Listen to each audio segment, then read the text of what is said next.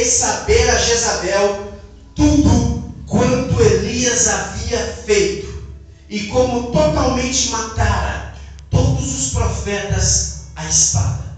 Então, escute isso, Jezabel mandou um mensageiro a Elias a dizer-lhe: assim me façam os deuses, e outro tanto, se de certo amanhã a estas horas não puser a tua vida como a de um deles. Escute, você acha que quando Acabe chegou para Jezabel e falou tudo, esse tudo é com detalhes, o que havia acontecido, sabe qual era a expectativa de Acabe?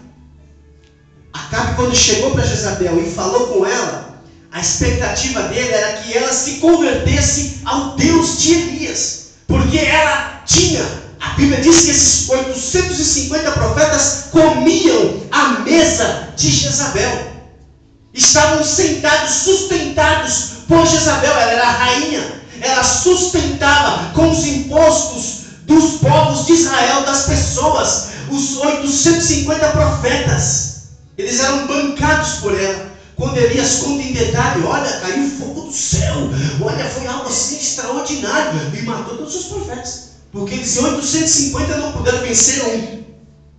A expectativa de Acabe era que ela se convertesse a Deus de Israel, e ela foi endemoniada, porque os demônios que saíram dos corpos dos profetas, de um enxame de demônios entrou nela, e ela havia mandado 850 profetas, eles perderam a batalha, era uma guerra espiritual, eles perderam, e ela manda um recado dizendo que ia fazer com Elias assim como ele fez com os profetas. Escute o que eu vou dizer, em nome de Jesus. Jezabel é um espírito. Em uma das cartas do Apocalipse, nas 7 cartas, tem uma ou duas que Jesus fala para João que a igreja tolera Jezabel, mulher profetiza, e usa de autoridade na igreja e desvia dos filhos de Deus. Jezabel é um espírito satânico e diabólico. Escute o que eu vou dizer. E esse espírito, em territórios, ele segura as almas na feitiçaria, na idolatria. O espírito de Jezabel, quando se manifesta numa pessoa, quando você conhecer pessoas nesse bairro, aonde você mora, que você fala a palavra de Deus, ele fica bravo. Jezabel é um espírito que se opõe ao espírito de profecia, a voz profética. Elias era um profeta do Deus Todo-Poderoso, e Jezabel se opôs com violência, com raiva, com ódio ao profeta Elias, a voz profética que Deus havia levantado. O espírito de Jezabel é um espírito maligno que controla territórios. Quando o Acabe casou com Jezabel, ela passou a governar o território de Israel junto com Acabe, e a Bíblia diz que ele cometeu pecado. De todos os pecados que ele estava cometendo, esse foi um dos mais graves. Está escrito, nós lemos lá no capítulo 16. Escute, em nome de Jesus, o Espírito Santo de Deus, que chamou a cada um de nós e nos ungiu e nos cobriu no sangue de Jesus, o Espírito Santo irá contra o governo de Jezabel nesse território, nesse bairro, que tem segurado as almas, que tem prendido pessoas, que tem feito de pessoas escravas do sexo, das drogas, dos funks, aos jovens na prostituição e tantas outras coisas. Demônios que atuam na morte, derramamento de sangue, homicídio. Por trás está o espírito de Jezabel. Mas nesta noite o Espírito Santo de Deus nos dará armas poderosas para destronar ao império de Jezabel neste bairro, na minha vida, na sua e na minha família. O espírito de Jezabel, com toda todas as suas artimanhas e malignidades, esta noite está sendo desmascarada. E o sangue de Jesus vai nos cobrir, porque a palavra de Deus diz que nós temos vitória contra os principados, potestades, hostes malignas, pelo poder do nome e do sangue de Jesus. Vamos seguir. O Elias também estava numa expectativa em que Israel, através do rei, o rei viesse a se converter. Quando chega a Elias, que Jezabel mandou um mensageiro dizendo: eu vou te matar, assim como você matou os meus profetas. Elias caiu em uma depressão, ficou triste, deixou o seu moço e o local, seguiu um dia pelo caminho, parou debaixo de um zimbro. Está aqui no capítulo 19, versículo 4, versículo 3, o que vendo ele se levantou e para escapar com vida. Você veja a fúria que veio sobre Elias através dessa mulher. E vendo ele se levantou e para escapar com vida se foi e veio a Berseba, que é de Judá, e deixou ali o seu moço. E ele se foi ao deserto caminho de um dia e veio e se assentou debaixo de um zimbro e pediu em seu ânimo a morte e disse: já basta, ó Senhor, toma agora a minha vida, pois não sou melhor do que meus pais. E deitou-se e dormiu debaixo de um zimbro. E eis que então o anjo o tocou e lhe disse: levanta-te e come. Elias ficou desanimado. Por que Elias ficou desanimado? Porque a expectativa dele, agora que os profetas morreram, que Deus mandou fogo do céu, o rei viu, o povo viu, Jezabel vai se converter também, vai ser uma bênção, vamos adorar só Deus. Ela manda uma ameaça de morte.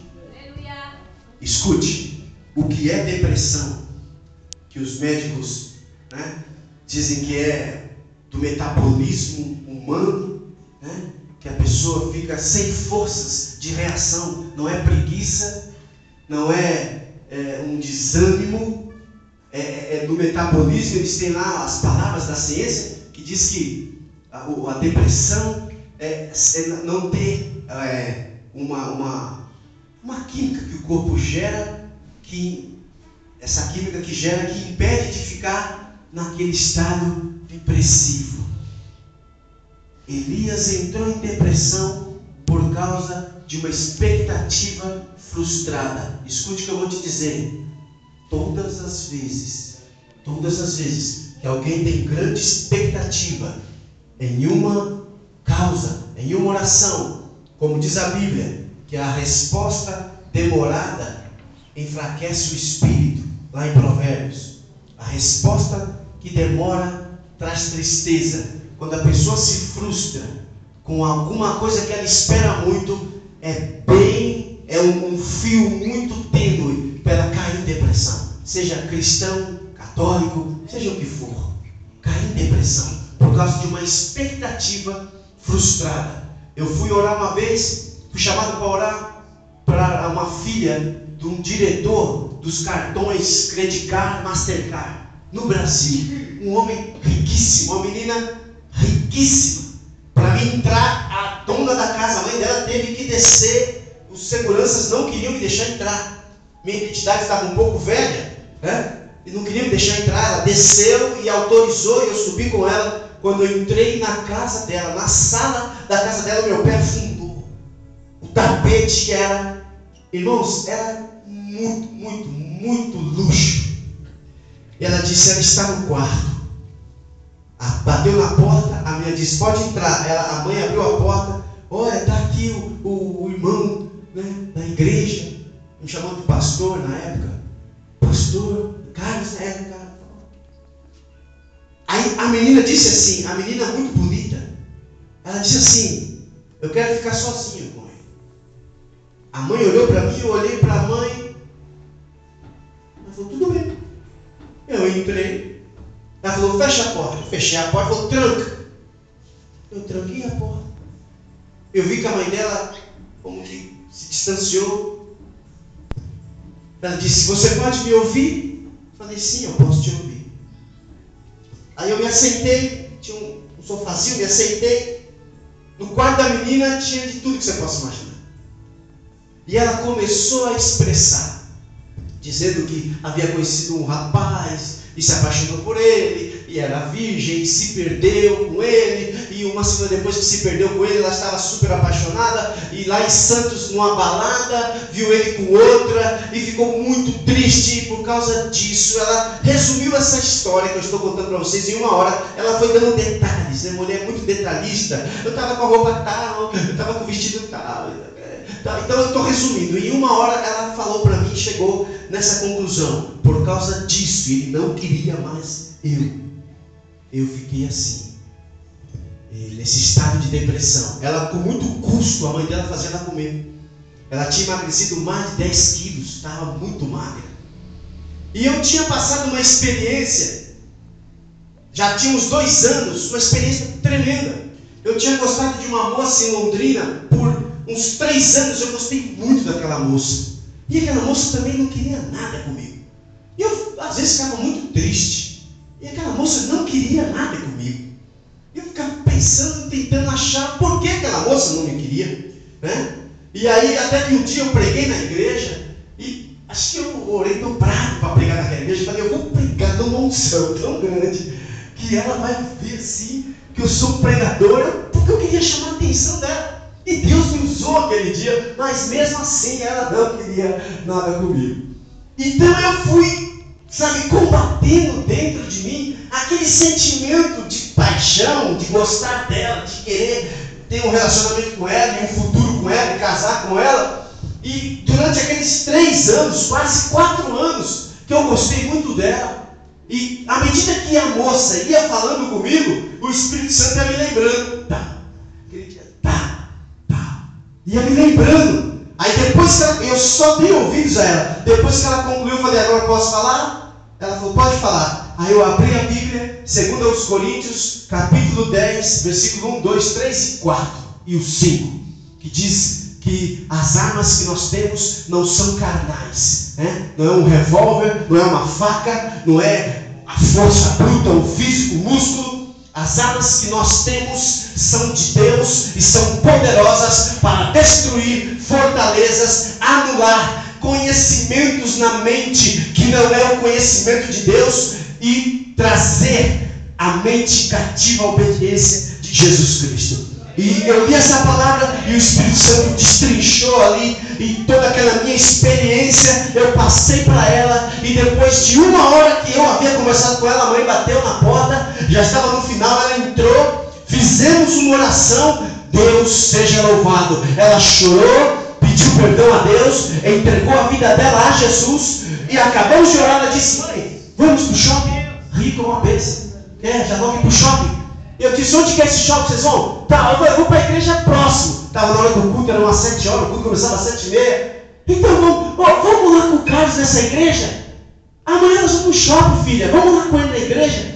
Vamos lá, vamos para a igreja. E eu levei elas para a igreja, fui na Assembleia de Deus do Bom Retiro, pastor Javes de Alencar, Rua Afonso Pena. Quando chegou lá, o pastor Irineu Gruber era o pregador naquela noite, naquele domingo. E ele, na hora que ele pega a palavra, ele abriu 2 Coríntios, capítulo 10, versículo 1, 2, 3, 4 e 5. Quando ele leu esses 5 versículos, eu só olhei para a mãe, olhei para ela.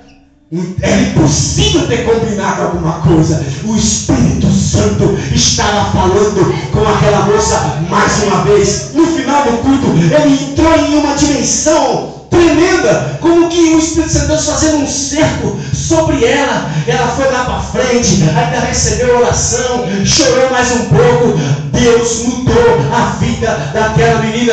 Tudo começou com uma expectativa frustrada, mas quando ela entendeu que Deus tinha reservado para ela o melhor, o espírito de depressão saiu da vida dela pelo poder do nome de Jesus.